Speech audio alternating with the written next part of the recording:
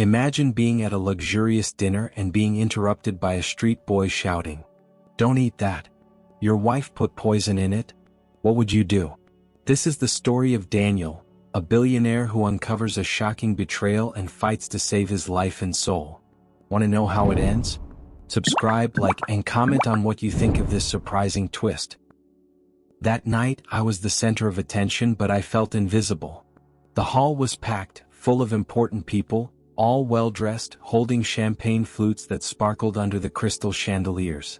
It was the charity event organized by Olivia, my wife. A night to raise funds for underprivileged children, ironically. I was supposed to feel impressed, grateful for her dedication. But honestly, I just wanted it all to end. Over the past few months, Olivia and I had drifted apart. Conversations had become monosyllabic, touches rare. That night, more than ever, I realized how distant we were. She shone for others, but her eyes barely crossed mine. The main dinner was announced, and the guests moved to the impeccably set tables. Olivia was in her element, greeting the guests like the perfect hostess. I sat in the place of honor, staring at a dish that looked more like art than food. I picked up the fork, absent-mindedly moving the food around the plate, while laughter and conversations filled the room around me. And then it happened. Out of nowhere, a loud, firm voice cut through the buzz. "Hey, sir. Don't eat that." The entire hall froze. I turned toward the voice and saw a boy, maybe about 12 years old, standing near the entrance. His clothes were torn and dirty, his hair disheveled. He was thin with big, frightened eyes. The tension in the room was palpable. Everyone stared at him, confused or annoyed. Before the security guards could reach him, he shouted again, "Your wife put poison in your food." My breath caught. I heard murmurs around me, and an uncomfortable heat rose to my face. I laughed, trying to ease the tension. "What are you saying, kid? This must be a mistake, right?" He shook his head firmly. "No, sir. I saw her put something in your food before they brought it out." Olivia was by my side in seconds, her charming smile masking her discomfort. "Daniel, he's just a street kid. God knows where he came from or what he's talking about. Let's get him out of here." She signaled to the security guards, but something about the boy's conviction made me hesitate. His eyes were different. There was no desperation for attention or personal gain, just raw determination. I raised my hand. "Wait." Olivia shot me a look colder than any words could express. "You're not actually going to listen to this, are you?" I should have ignored it, agreed with her, laughed it off. But something stopped me. I looked at the boy again. "How do you know this?" He swallowed hard, quickly glancing away, but then answered clearly, "I was in the dressing room, sir. I saw her take a vial and put something in the dish before the waiter brought it out. I heard her say she wanted it to be quick." The room seemed to shrink. Olivia stood beside me, but I couldn't look at her. My hands trembled slightly, and suddenly the world around me felt like it was moving in slow motion. "This is ridiculous," Olivia exclaimed, her voice almost a forced laugh. "Daniel, for God's sake, everyone is watching. You can't seriously be giving this nonsense any attention." And she was right. Everyone was watching, whispering, judging. But something inside me was at war. What if it were true? What if, for some inexplicable reason, that boy knew something I didn't? I picked up the fork again but didn't bring the food to my mouth. My throat was dry. "What's your name, kid?" "Evan, sir," he replied, his voice a little quieter now. The security guards finally reached him, grabbing him by the arms, but he didn't resist. Instead, he looked at me one more time and said, "Please, sir. Just trust me. Don't eat." I didn't eat. The night went on, but I could barely focus. Olivia was visibly irritated but tried to keep up appearances. However, the weight of that moment lingered between us. What haunted me most was that, despite everything, there was something in me that couldn't entirely dismiss the possibility. When I returned home that night, alone in the car, doubt consumed me. Who was Evan? Why would he say something like that? And most disturbing of all, what if he was telling the truth? After that night, nothing felt right. I tried to ignore what the boy had said, but his words echoed in my mind like an alarm I couldn't shut off. On the way home, the silence in the car was almost deafening. Olivia didn't join me, which made the return even more suffocating. I arrived at the mansion, but its grandeur felt hollow. My butler, Charles, was waiting at the door as always. He noticed something on my face. "Is everything all right, sir?" he asked. I shook my head. "Just a long night, Charles. You can rest now." I climbed the stairs, and as I entered the bedroom, I noticed something that stopped me in my tracks. Olivia's purse was open on the bed. She wasn't usually careless with her things. It was as if she had left in a hurry, without time to organize everything. I stood there for a few seconds, fighting with my conscience. It wasn't right to go through her belongings. But the boy, Evan, he seemed so certain of what he said. I had to know. My hand trembled as I opened the purse. Inside, among makeup and personal items, was a small transparent vial. I picked it up carefully. It was almost empty, with just a few drops of a yellowish liquid at the bottom. The label was too small to read, but the very fact that it was there made my stomach turn. "This proves nothing," I murmured to myself. But deep down I knew something was wrong. The next morning Olivia returned early, acting as if nothing had happened. She was impeccably dressed, with that smile everyone loved, but that was beginning to look like a mask to me. She walked over and kissed me on the cheek, something rare these days. "Good morning, darling," she said. "You look tired. Didn't sleep well?" I hesitated before answering. "Not really. I kept thinking about last night's commotion." She laughed, but there was something forced in the sound. "You're still thinking about that boy? Daniel, he just wanted attention. You know how these street kids are, always making up stories?" I wanted to believe her. I really did. But the vial in my pocket felt like it weighed a ton. Later I decided to look for the boy. There was something about his conviction that wouldn't leave me alone. I went to the restaurant where he had entered the night before. After asking a few staff members, I found one of the waiters who had been on duty. He hesitated before speaking. "Yes, I saw the boy around here. He sleeps in cardboard boxes in the alley out back. Sometimes we tell him to leave, but he always comes back." Following his directions, I found Evan exactly where the waiter had said. He was sitting on the ground, hugging his knees as if trying to disappear. When he saw me, his eyes widened, but he didn't try to run. "You came," he said, as if it was something he didn't expect. I knelt in front of him. "I need answers, Evan. What exactly did you see?" He hesitated, but then he began to speak. "I was near the dressing room trying to find something to eat. I saw your wife talking to another man. She was holding that vial. I heard her say it was for you."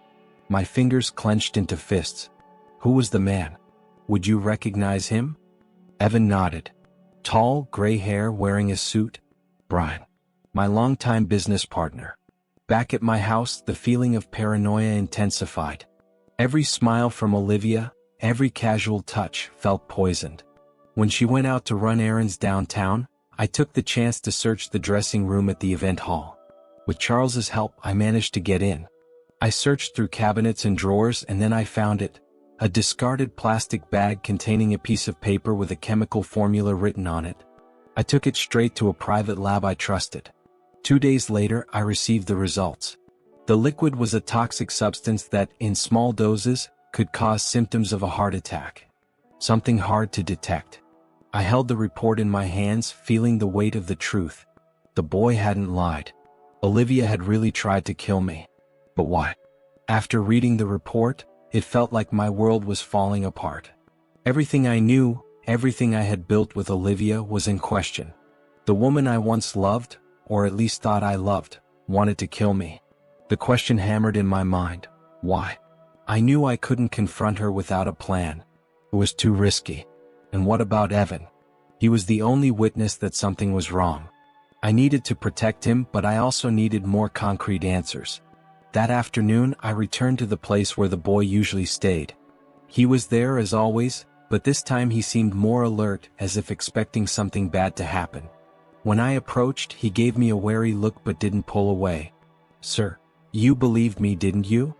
There was something moving in the fragile hope in his voice. I knelt before him and sighed. "I believe you, Evan. You saved me that night, and I don't even know how to thank you. But I need your help to understand why this is happening." He frowned, clearly hesitant. "I only know what I saw and heard. But There's something you need to know. My hands began to sweat. What is it? Your wife, he began, swallowing hard. She wasn't alone that night. I saw her talking to a man. He had gray hair and wore a suit. He looked important. It was Brian. I knew it was. My business partner and friend for over 20 years. Olivia's betrayal was hard enough to accept, but Brian? The idea that he might be involved felt like a knife to the chest. Can you take me to the place where you saw this happen? I asked. Evan nodded. A few hours later we were at the event hall, now empty. The place felt completely different without the bright lights and elegant guests. It was somber, almost melancholic. Evan led me to the backstage area, pointing to a corner behind the dressing room. It was here, he said, indicating a dark spot. I was hiding over there. I examined the area carefully, but it seemed empty. Still, what he said made sense. I knew I needed more proof, something concrete to link Olivia and Brian to the conspiracy. Then I heard footsteps. My breath caught in my throat as I pulled Evan behind a curtain. Olivia and Brian entered, speaking in low voices. You're overreacting, Olivia said, her tone laced with irritation. He doesn't suspect anything. It was just a minor setback. Brian sighed. Are you sure? That boy, he could complicate things. And what if Daniel starts digging? It was already too risky to do this at the dinner. My hands trembled. They were talking about me. About their plan to kill me. Everything is under control, Olivia insisted. He believes me. He's always believed me.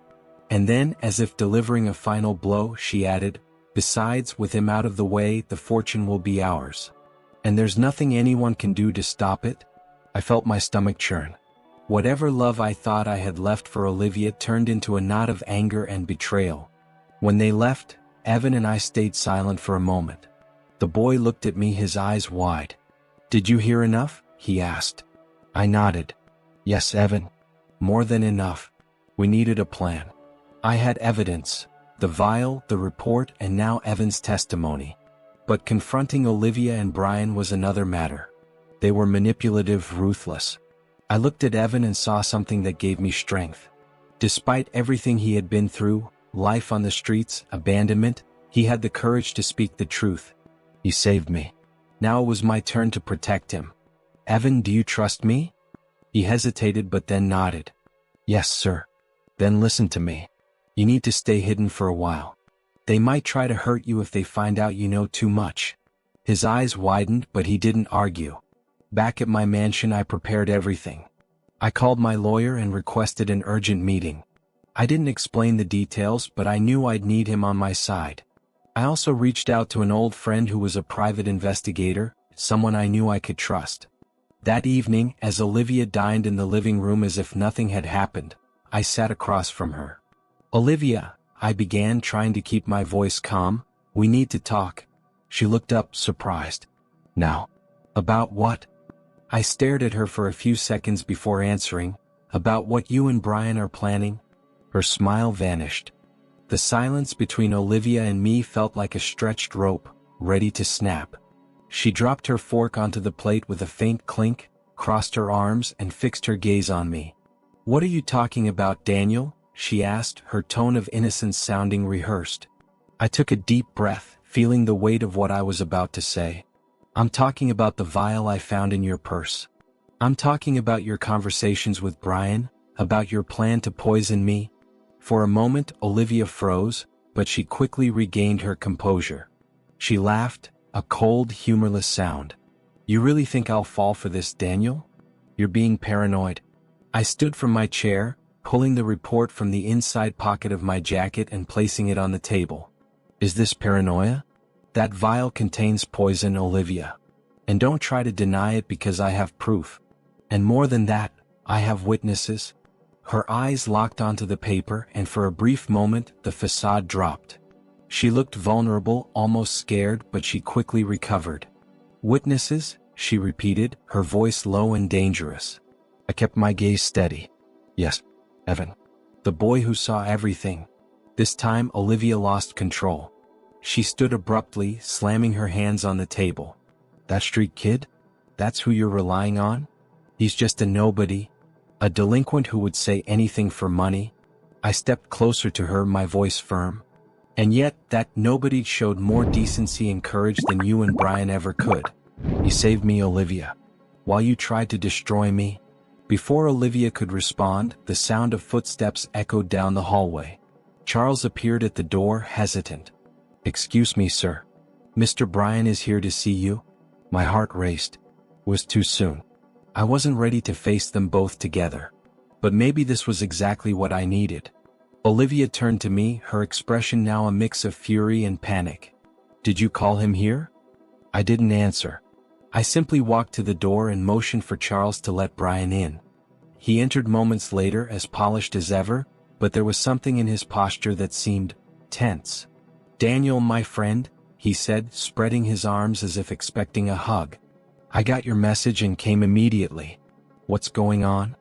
I crossed my arms, staring at him. I could ask you the same thing, Brian. Why are you and Olivia trying to kill me? His expression changed instantly. The smile disappeared and he glanced quickly at Olivia.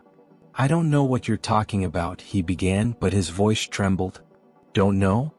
I retorted, pointing to the report on the table. Then explain this. Explain why my wife was seen conspiring with you, talking about how to divide my fortune after I'm dead. Brian took a step back, shaking his head.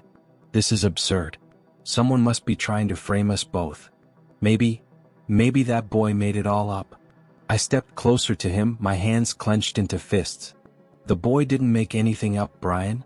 And you know it. The tension in the room was palpable. Olivia and Brian exchanged glances, clearly trying to come up with something to get themselves out of the situation. But before either of them could speak, the doorbell rang. Charles, ever efficient, opened the door. This time it was my friend, private investigator Laura. She carried a thick folder and appeared calm, almost indifferent to the tension in the room. Did I come at the right time? She asked with a slight smile. Olivia narrowed her eyes. Who is she? Laura ignored the question and placed the folder on the table, opening it. Daniel, she began. Here are the documents you requested. Financial transactions, communications between your wife and Brian, as well as an audio recording I obtained with the help of a contact. I hope this is enough. Olivia turned pale, but Brian stepped forward, trying to regain control. This is an invasion of privacy, he shouted. You can't use this against us. Laura raised an eyebrow. Actually, I can. And I will. But I'll leave that to the lawyers. As Olivia and Brian tried to argue, I just observed. For the first time, I felt like I had control of the situation. You two have two options, I said firmly. Confess now and spare everyone, especially me, the drama of a long process, or find out what happens when someone tries to destroy everything I've built. Olivia looked at me, her eyes now full of hatred. You think you've won, Daniel? This isn't over. Brian, however, seemed more resigned. He lowered his shoulders, letting out a sigh. She dragged me into this, Daniel. It was all her idea. Shut up. Olivia screamed, lunging at him. Before anything else could happen, Laura intervened. I've heard enough. This is more than enough to have you both arrested. At that moment, I realized that while the battle was far from over, the worst was behind me. Olivia and Brian were exposed, their masks ripped away. But what lay ahead would be equally challenging. The sound of sirens broke the tense silence of the mansion. Laura, ever efficient, had already called the authorities as Olivia and Brian's secrets unraveled. Olivia looked toward the door like a cornered animal, while Brian sank into an armchair, defeated. You think this will fix everything, Daniel? Olivia spat, hatred gleaming in her eyes. I was your wife for years. Without me, you'd be nothing. I stared at her, feeling a mix of anger and sadness. You were right about one thing, Olivia. I didn't see who you truly were. But now I do. And I promise from now on, I'll rebuild my life without you. The police officers entered with firm steps, led by Laura. One approached me while the others prepared to take Olivia and Brian into custody. Mr. Callahan, we've confirmed the evidence provided by the investigator. Both are being detained for attempted murder and financial conspiracy. I simply nodded, watching as Olivia was handcuffed. She still held her proud posture, but her mask had finally fallen. "You'll regret this, Daniel," she muttered as she passed me. Brian said nothing. He just lowered his head and allowed the officers to take him away, as if he knew resistance was futile. After the police left, Laura and I remained in the living room. The tension eased, but exhaustion began to hit me. "You did the right thing," Laura said, placing a comforting hand on my shoulder. I shook my head. "I didn't do this alone. Evan started it all. If he hadn't warned me that night." Laura smiled. "Then I think you have something important to take care of, don't you?" The next day I returned to the alley where Evan always stayed. As I approached, he was sitting on the ground, wrapped in a worn blanket. When he saw me, he quickly stood up, his expression a mix of relief and caution. "Is everything okay, sir?" he asked. I smiled and crouched down to his level. "Yes, Evan. Everything is resolved, thanks to you." He looked away, uncomfortable with the praise. "I just did what I thought was right." I placed a hand on his shoulder. "And that makes you a hero. But I don't want you living like this anymore. I want to help you have the life you deserve." Evan looked at me with wide eyes. "You mean, a home? School?" I nodded, smiling. "All of that. But only if you want it." He didn't answer immediately, but finally, a timid smile appeared on his face. "Yes, sir. I want that." The following months were a process of rebuilding, both for me and Evan. I got him into a support program for homeless youth, ensuring he had a home and access to education. Meanwhile, my life also took a new direction. I sold my share of the company, severing any ties with Brian, and started a project to support vulnerable children and teenagers, inspired by Evan's courage. Olivia and Brian faced the full weight of the law.